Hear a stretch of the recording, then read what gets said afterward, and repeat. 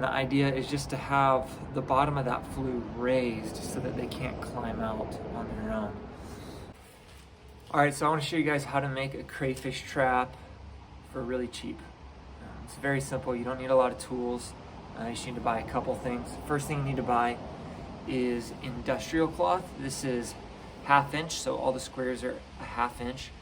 I bought a 10-foot roll that was about 3 feet wide, so 30 square feet, which for me would be enough to make about 5 traps.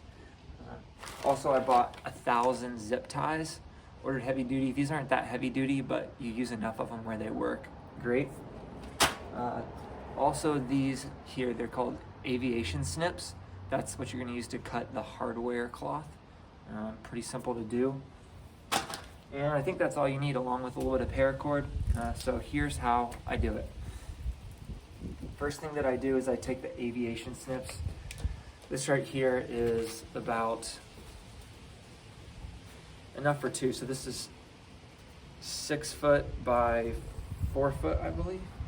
3 feet by 4 feet. So I want each square to be 3 feet by 2 feet. So I cut these, just take the aviation snips and just snip along the edges. As you can see, I've already started here, and you just snip all the way down until you get your 2 foot by 3 foot square. Then what I do is I line up all the squares. So I take them, it's even because I measured it, and then I line up all the complete squares just like this. So they're lined up, they're matching, and I have an even trap. So then I go to the center, and you can see I put zip ties just to hold it in place. I do that on the long side and the narrow side. I put these zip ties on just to hold it in place, so that way I can work with it easily. So what I'm going to do now is I'm just going to keep going down this line, and I'm going to leave a gap here. I tend to leave about 4 inches, which is more than most people. Most people say, I think, like 2 inches, but we have big crayfish here in Idaho. And I've seen the ones they catch in Louisiana, and there's obviously a lot more in Louisiana. If I lose 1 or 2, I'm okay with that. I really don't think I'm going to lose any, though. I just want to make sure the hole's big enough so that we can get the big guys, those baby lobsters, inside the trap. So I'm just going to keep going here, make sure it's lined up. It'll want to shift on you. You just run your zip tie through and clip. Very, very simple. You just do this a lot. I thought I could probably go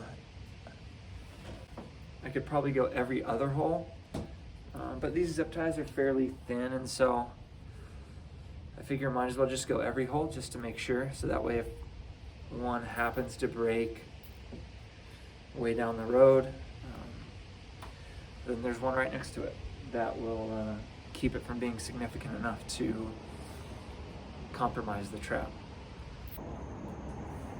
All right, so once you get all the zip ties on, this is what it looks like. It's got them all the way around, except for this top corner. This top corner I left, again, 4 inches, 4 inches, and then down here is 4 inches. It's automatically sealed there, and then another 4 inches here.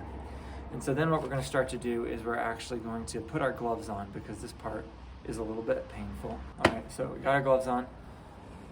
And what we're going to start to do is fold these corners where we left the 4 open inches.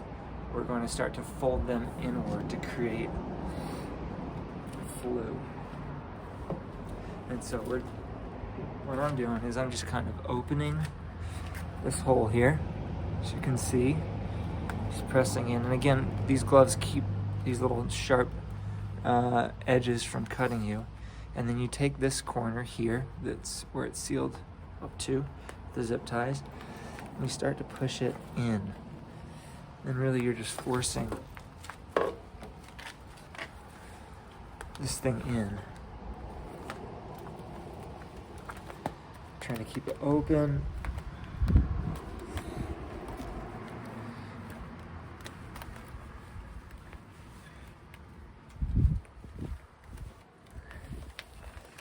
can be a little frustrating. It can feel like it's kind of collapsing on itself. I actually use my aviation clips to just kind of insert it in some of the squares and drive it in a little bit. And so this is kind of what you're looking for. This is a little bit bent up right now. I'll reshape it, but you're not making an entrance to the Hilton. You're just trying to make it so that they can't get out once they get in. More of a Hotel California vibe.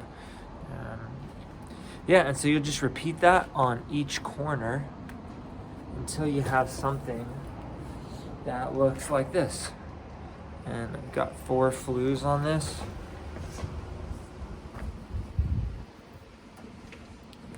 So you just keep repeating that until you've got something that looks like this. 4 flues here. Again, all about 4 inches with the opening. And you can see I've clipped all the ends of the zip ties here so it doesn't get hung up on anything. Again, the idea is just to have the bottom of that flue raised so that they can't climb out on their own. It's super simple from here. I'll just make it short and sweet so the video is not too long. What I do is I just cut a square out in the top of the trap, and then with some of my extra leftover hardware cloth, I cut another square that is 1/2 inch wider on every side, so it'll just set on top of this trap. Then I put some then I place some zip ties on the ends for hinges. I bought a pack of bungee cords from Cabela's, these small guys. There's like, I think 4 for like $2, and just run that from end to end, and so it holds the lip of the trap down. It can't open.